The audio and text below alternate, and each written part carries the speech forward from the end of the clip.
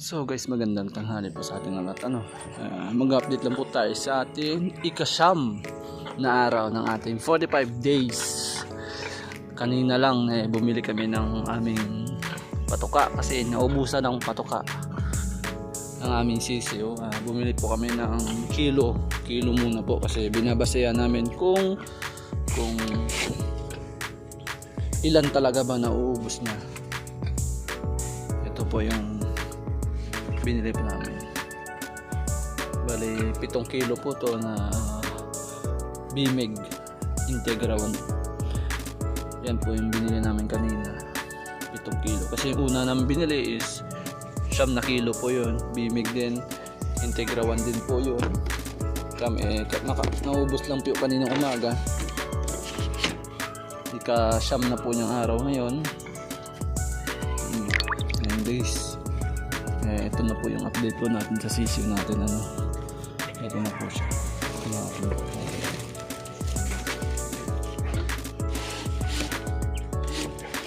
Yun. Wala po guys ang update natin sa sisiyo natin. Yun. Actually busog na po sila.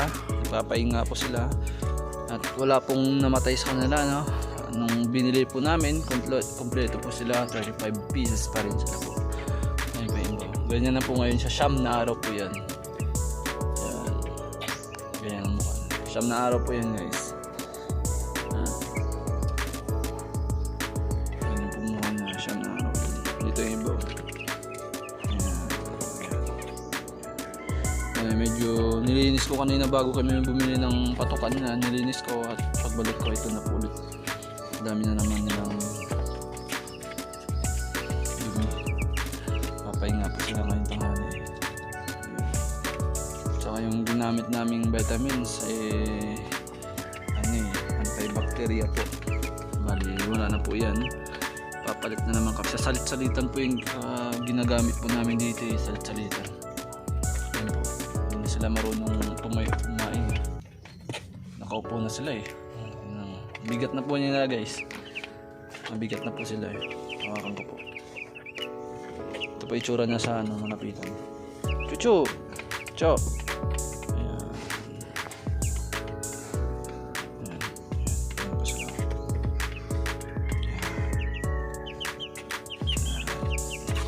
Actually po wala naman namatay. Wala namang sakit-sakit na nadapuan.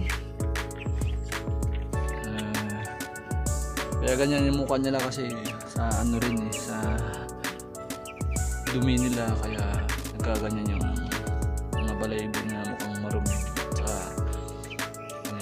nagtatanggalan na rin yung iba dyan.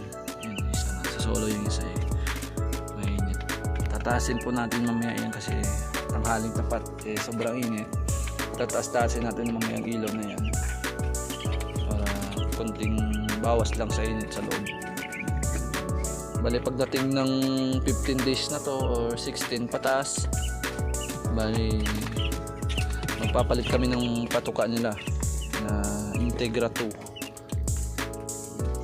Papalitan po namin yan pagdating ng 16 or 15. Diyan na kami magpapalit. Pagdating po ng ng 14 o 13, bali haluan po namin siya ng Integra 1 hanggang sa magiging Integra 2 siya. Masigla po sila guys. So, tingnan mo, wala po sana. Hindi po sila dadapuan ng sakit-sakit po. Ayan. Yan po yung update sa ating 45 days na. Hindi tayo nakapag-update nung nakaraang araw. Hanggang busy po kami sa paggawa ng kulungan. Bali itong kulungan na guys, isang araw lang namin ito nabuo. Tulong-tulong po kami ng pamilya ng Baby Loves ko, mga pinsan niya. Tulong po kami yan hanggang pagkuha ng kawayan, bumili ng kahoy, yan, mga kawayan, mga coco lumber. Saka ko na yung kung ilan lahat na nagastos namin, kulungan hanggang sa bumili kami ng sisiyo. Bali ito po yung patukan nila, tsaka ito ang patuka, tsaka ilaw, tsaka yung tubigan nila.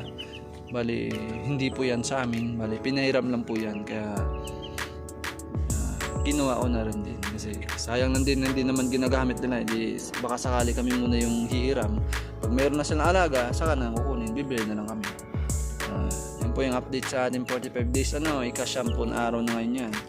Masigla po sila, ganyan nakalaki. Yun. Yun ang aming sisiw ngayon. Baya 35 pieces po yan sa 38 na pira. Tag 38 po yung isang piraso niyan. 35 binili namin kasi starting pa lang namin ngayon mag-alaga, kaya medyo gastos sa una kasi hindi pa alam talaga kung paano yung pag-alaga ayan po yung papahinga po sila dumi po mamaya, lilinisin ko po yan kasi mapapalitan ng bago ulit.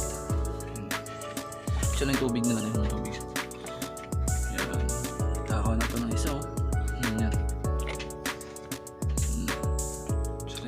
Higa sila dapat daw ginigising lagi ayan naman, chicken namin mamaya tataas ko yun. So guys, dito na muna magtatapos yung video natin at salamat sa